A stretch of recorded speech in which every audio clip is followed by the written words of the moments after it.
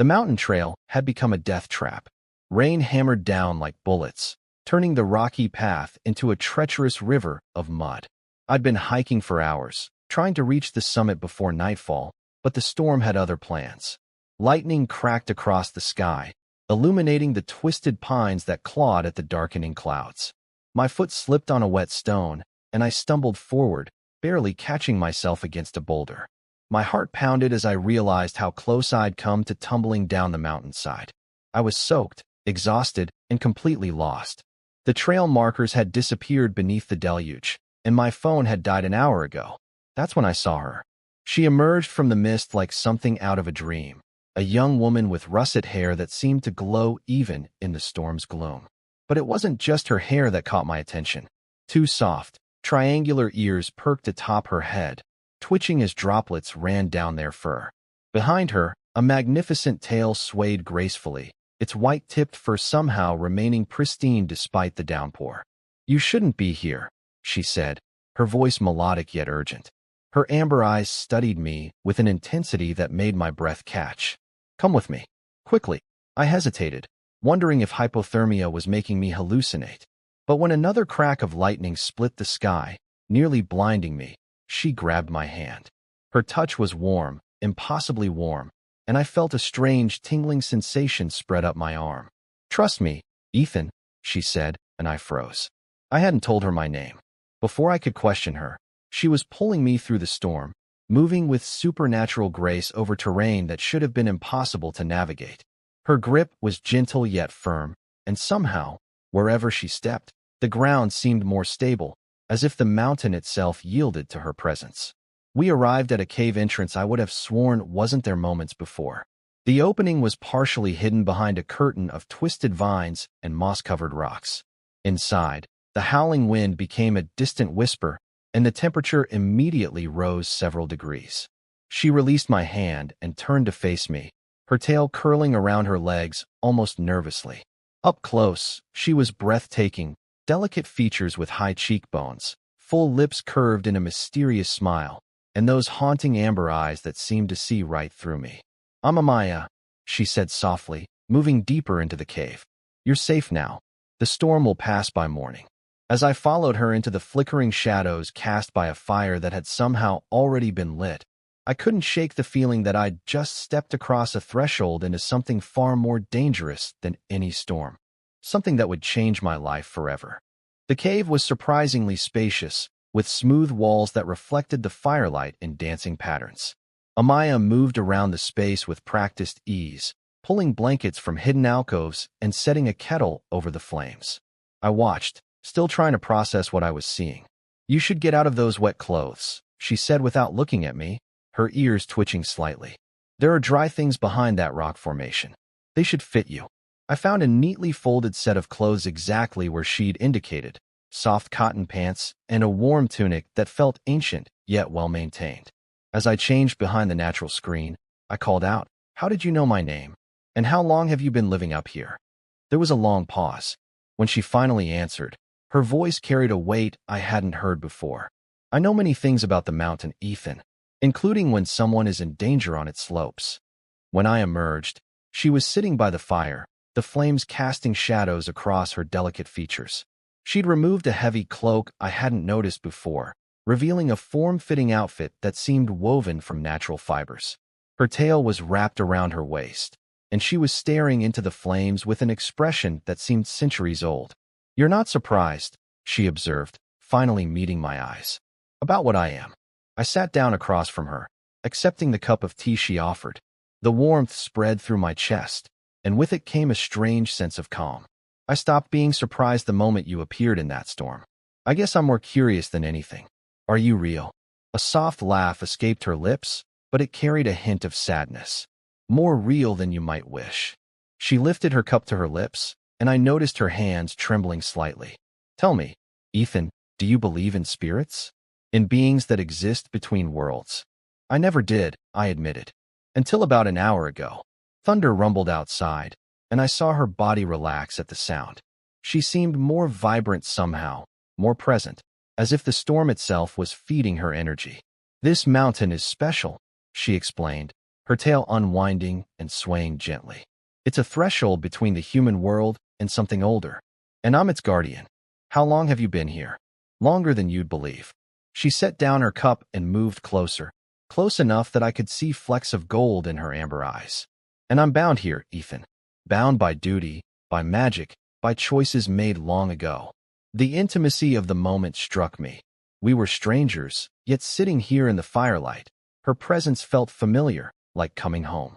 She reached out, her fingers brushing against my cheek, and I felt that tingling sensation again, stronger this time. You feel it too, she whispered, not quite a question. The connection. It's why I could sense you on the mountain. Why I knew your name before you spoke it. My heart raced as she leaned closer, her breath warm against my face. Amaya, what's happening? Something that hasn't happened in decades, she murmured, and then her lips met mine. The kiss was electric, sending shocks of warmth through my entire body. She tasted like rain and honey and something wild that defied description. Her hands moved to my shoulders, pulling me closer, and I wrapped my arms around her, feeling the softness of her fur where her tail pressed against me. When we finally broke apart, both breathing heavily, she rested her forehead against mine. I shouldn't have done that, she whispered, but made no move to pull away. This is dangerous, Ethan. For both of us. The storm raged throughout the night, but inside the cave, a different kind of tempest brewed. After that kiss, we talked for hours, sharing stories by the firelight. Amaya told me about the mountain's magic, about the creatures she protected the valley from, about the loneliness of being the only one of her kind in this realm.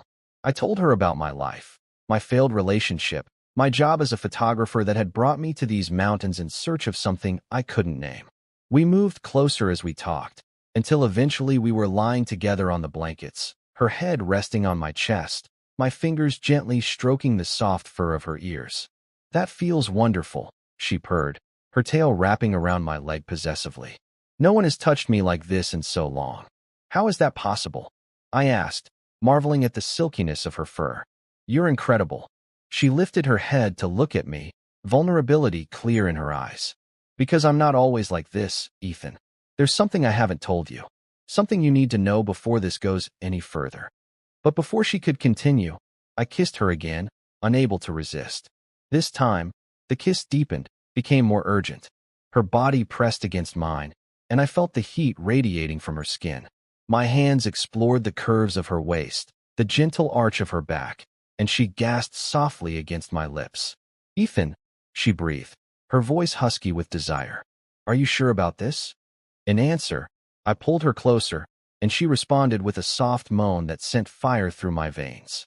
We made love slowly, tenderly, learning each other's bodies in the flickering firelight.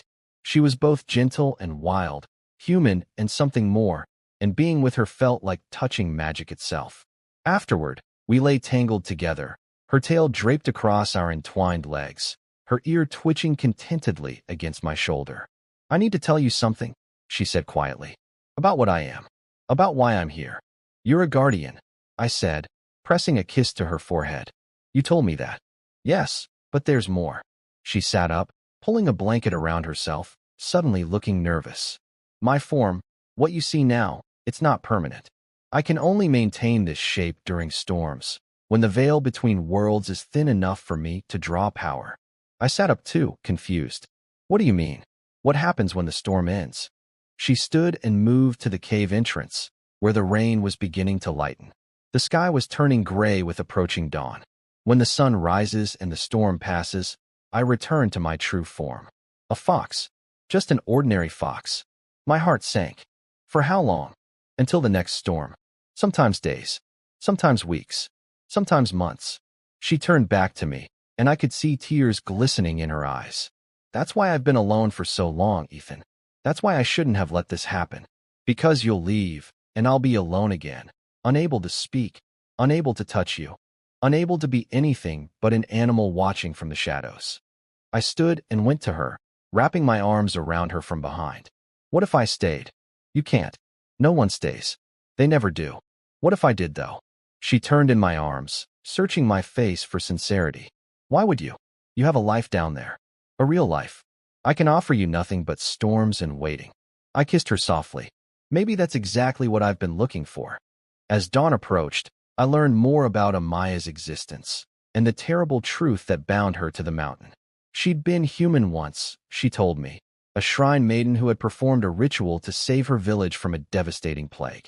The ritual had succeeded, but at a cost. She'd been transformed, bound to the mountain as its eternal guardian, cursed to shift between human and animal form with the storms. That was 70 years ago, she said quietly, watching the rain slow to a drizzle. I've watched generations come and go. I've seen the world change from my mountain perch, always alone, always waiting for the next storm to briefly remember what it means to be human. 70 years. I stared at her, trying to reconcile this young woman with that timeline. But you look. I know. Time touches me differently now. My body doesn't age when I'm in fox form, and I age slowly even like this. She smiled sadly. It's part of the curse, to watch everything change while I remain the same. The rain had nearly stopped now, and I could see panic beginning to edge into her expression. Ethan, you need to leave soon. When I transform, the mountain can be dangerous. There are things here, creatures that I keep at bay in this form. But as a fox, I'm vulnerable. You need to be gone before. No, I said firmly. Tell me about these creatures. Tell me what you protect the valley from. She hesitated, then began to speak of shadow beasts that crept down from the higher peaks, of malevolent spirits that fed on fear, of ancient things that predated human memory. As a fox spirit, she could sense them, could use the mountain's magic to drive them back, but it required constant vigilance. And you do this alone? I asked, horrified. I have no choice. The ritual bound me. She gasped suddenly, doubling over. Through the cave entrance, I could see the first rays of sunlight breaking through the clouds. It's happening. Ethan, please, you have to go. But I couldn't move. I watched, transfixed and heartbroken, as she began to change. Her body shimmered with an ethereal light, her form seeming to fold in on itself. Her eyes, those beautiful amber eyes, met mine one last time, filled with longing and resignation. I love you, she whispered, and then she was gone. In her place stood a red fox, smaller and more delicate than I'd expected, with the same russet coat and white-tipped tail. She looked up at me, and I could see intelligence and recognition in her eyes, but also a kind of sadness that broke my heart. I knelt down, and she approached cautiously, sniffing my outstretched hand. When I gently stroked her head, she pressed into my touch, making a soft sound that was almost like a sob. I'm not leaving, I told her. I don't know how yet, but I'm going to figure this out. I'm going to find a way to break this curse. She tilted her head, and I could have sworn I saw hope flicker in those amber eyes. I spent that day exploring the cave, finding Amaya's collection of books and scrolls, records she'd kept over the decades in her human form. Most were written in languages I couldn't read, but some were in English, likely added in more recent years. They detailed the mountain's magic, the creatures she fought, and, most importantly, the ritual that had bound her. As night fell and I sat by the fire, the fox curled up beside me. I read aloud from the scrolls, and she listened intently, occasionally pawing at pages I should pay attention to. It was a strange kind of intimacy, but somehow, I felt closer to her than I had to anyone in years. I promise you, I whispered, scratching behind her ear. I'm going to fix this. She licked my hand, and in that simple gesture, I felt her trust, her belief. I just hoped I could live up to it. 3 days passed before the next storm rolled in. 3 days during which I hiked down to the nearest town for supplies, researched ancient rituals online, and returned each evening to find the little fox waiting for me at the cave entrance. 3 days of sitting together by the fire, of me reading aloud from mystical texts while she guided me with soft yips and careful paw gestures toward the information that mattered. I learned that the ritual binding Amaya wasn't unbreakable, but breaking it required something specific, a willing sacrifice of equal value. Someone had to take her place as guardian, or perform an act of such pure love that the mountain's magic would recognize a new bargain. When the storm finally arrived, I was ready. I'd spent the previous night at the cave, and when the first raindrops began to fall, I held the fox close, feeling her body begin to shimmer with transformation. Ethan, Amaya gasped as she reformed, immediately throwing her arms around me. You came back. You actually came back. I told you I would. I pulled back to look at her face, drinking in her features. And I think I found a way to break your curse. Hope and fear warred in her expression. How? The texts say. I know what they say, and I'm ready to do it. I took her hands in mine. The mountain needs a guardian, but it doesn't have to be you. The ritual can be transferred, or it can be rewritten. With a new bargain. Ethan, no. You can't sacrifice yourself for me. I won't let you spend 70 years alone on this mountain. That's not what I'm proposing. I reached into my pack and pulled out a small box. Inside was a simple silver ring I'd bought in town. Amaya, what if there were two guardians? What if we made a new bargain together? She stared at the ring, tears streaming down her face. That's not how the magic works. It requires one guardian, one sacrifice. One life, I interrupted. But what if we offered one life together? Not a sacrifice of loneliness, but a commitment. A marriage. Our lives bound together in service to the mountain, but also to each other.